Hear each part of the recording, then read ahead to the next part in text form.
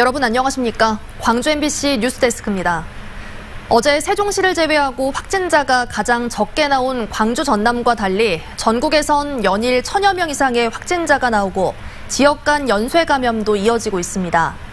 방역당국은 다른 지역으로부터의 전파를 막는 데 주력하고 있습니다. 보도에 우종훈 기자입니다. 주말을 앞둔 고속버스 터미널이 타 지역에서 온 시민들로 가득하고 여러 화상 카메라를 지켜보는 방역당국의 눈은 분주하게 움직입니다. 전국에서 연일 확진자가 1000명 이상 나오면서 타 지역에서 비롯된 확진자를 막는 데 비상이 걸렸습니다. 최근 관문 역할을 하는 고속버스 터미널과 광주 송정역엔 의심 환자를 살피는 상담관도 배치됐습니다. 타지에서 오시는 분들 좀 차단도 하고 미리 저희가 열이나 좀 나시면 그런 방지도 되고.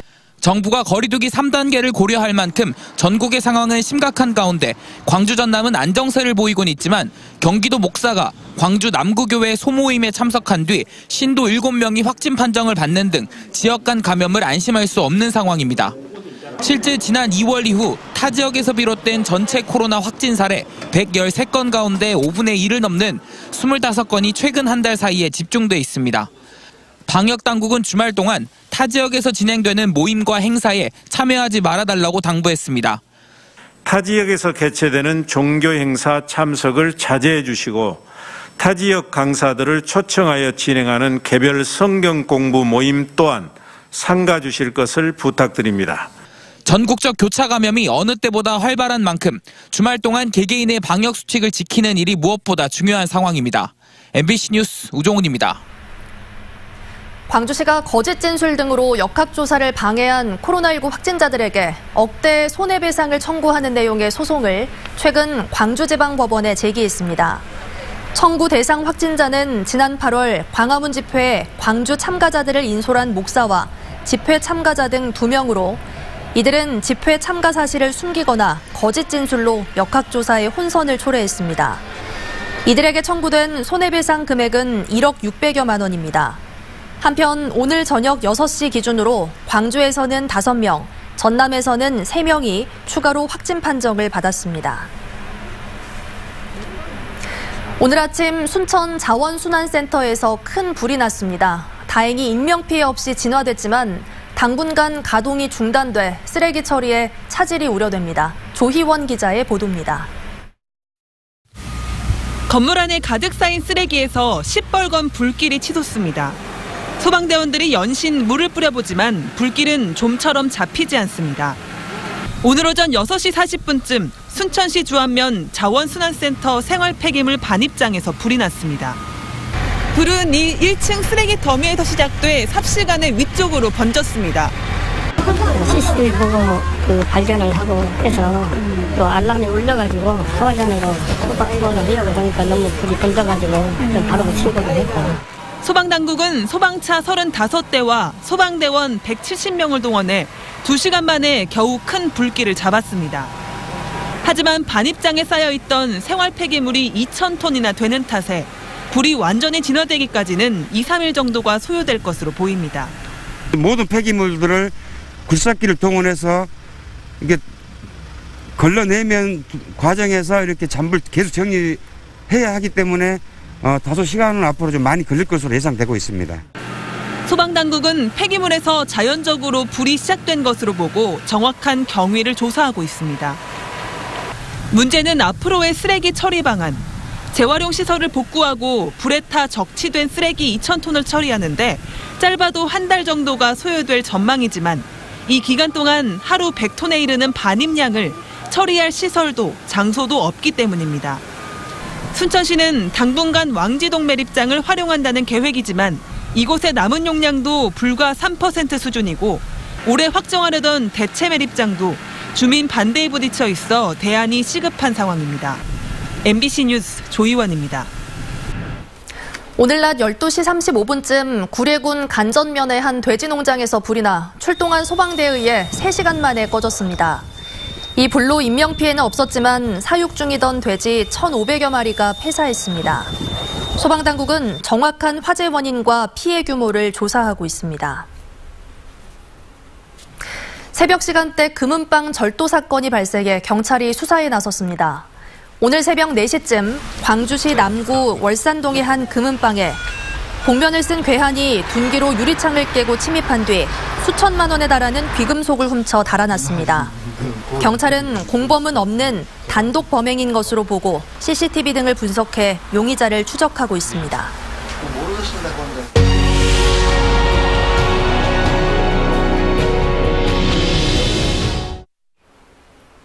광주 MBC가 올해 1월부터 진행해온 5.18 40주년 연중기획 내 인생의 5.18 마지막 시간입니다.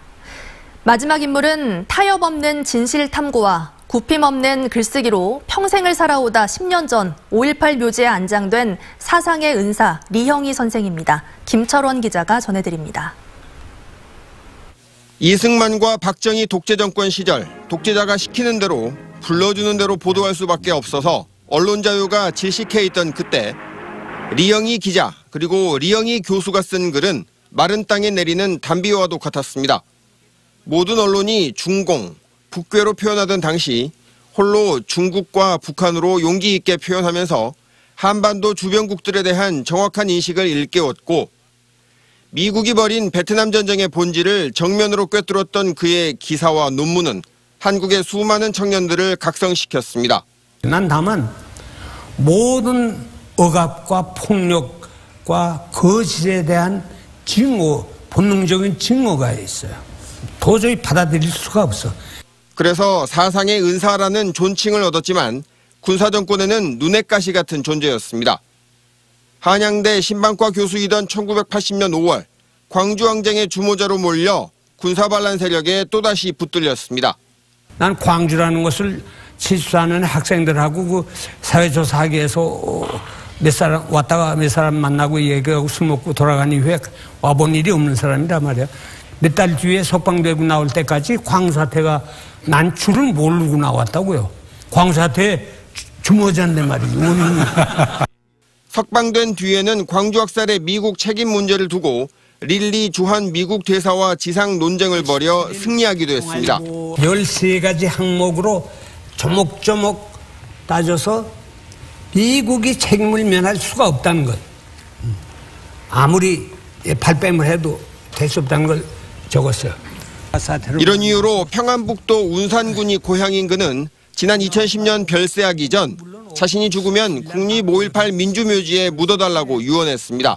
온갖 모순과 부정의와 상상할 수 있는 온갖 정치적인 학대와 박해와 이런 것을 한 몸에 져야 하게끔 강요당했던 어떤 상징의 도시가 아니겠나 생각합니다. 난 그런 의미에서 여러분에게 언제나 그 아픔의 상처의 뜻을 같이 하면서 어루만지면서 지내왔습니다. 오직 진실을 향한 리형희 선생의 신념과 용기는 아직 진실을 다 밝혀내지 못한 5월 광주를 위해 여전히 필요한 가치이기도 합니다. MBC 뉴스 김철원입니다. 전두환의 사자 명예훼손 사건 항소심 재판부가 결정됐습니다. 광주지법은 검찰과 전두환 측이 모두 항소해 전 씨의 항소심 재판을 광주지법 형사 1부에 배정했다고 밝혔습니다. 전 씨는 지난 2017년 발간한 자신의 회고록에서 헬기 사격을 봤다고 증언한 고 조비오 신부를 파렴치한 거짓말쟁이라고 비난해 기소됐고 1심에서 징역 8개월에 집행유예 2년을 선고받은 바 있습니다. 한국폴리텍대학 광주 캠퍼스가 2개로 나뉘어 있던 캠퍼스를 하나로 통합하고 AI 융합기술센터를 구축했습니다.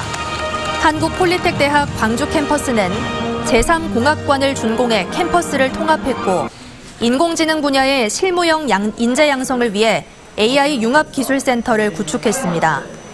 AI 융합기술센터는 데이터 수집과 가공부터 하드웨어 적용까지 전 과정에 걸친 통합교육을 통해 융합형 인재를 양성하는 것을 목표로 하고 있습니다. 광주 전남북 지역 7개 대학이 평생직업교육 혁신을 위해 공동 노력하자는 내용의 업무 협약을 체결했습니다. 이번 협약에는 전남 도립대학과 광주 보건대, 전주 비전대 등이 참여했습니다.